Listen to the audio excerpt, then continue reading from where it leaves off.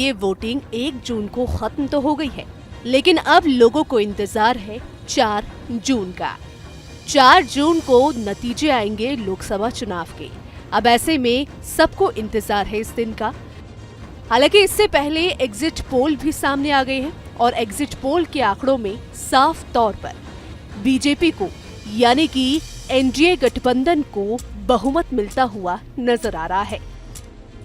लेकिन एक ऐसा एग्जिट पोल भी है जिसमें इंडिया गठबंधन की सरकार बनती हुई नजर आ रही है।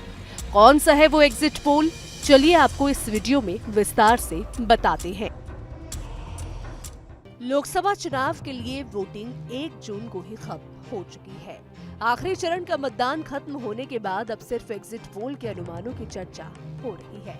ज्यादातर एग्जिट पोल के अनुमान जहां एक तरफ देश में फिर भाजपा की सरकार बना रही है, जिससे इंडिया अलायंस को एग्जिट पोल के अनुमानों से बड़ा झटका लगा, तो वहीं करीब करीब सभी एग्जिट पोल्स में बीजेपी की प्रचंड जीत का दावा तो किया गया।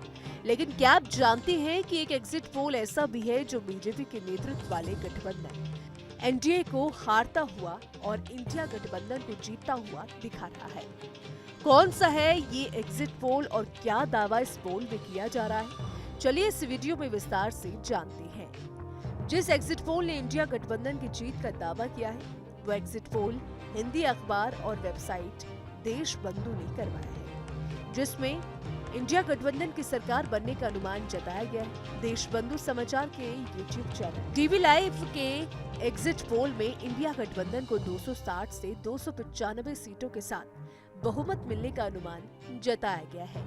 वहीं बीजेपी के नेतृत्व वाले एनडीए को 215 से 245 सीटें मिलने का दावा किया गया है, जबकि 34 से 48 सीटें अन्य दलों के खाते में जाने की बात कही गई है।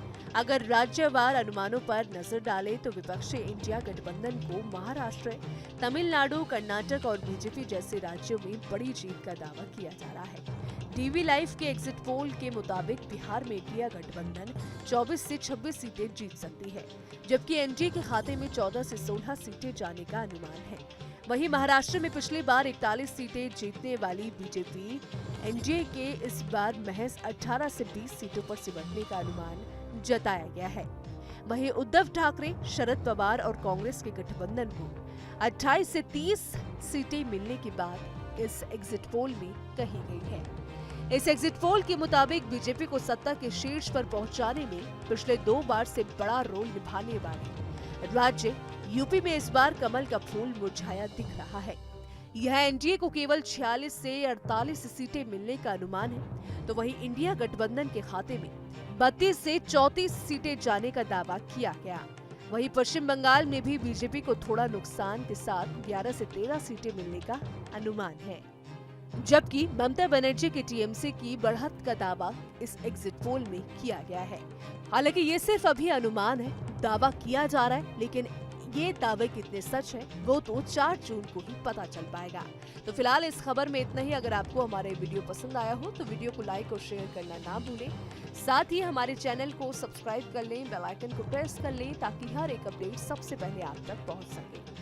और चलते चलते एक जरूरी जानकारी, आपको न्यूज नेशन के यूट्यूब चैनल पर एक ज्वाइन बटन दिख रहा होगा।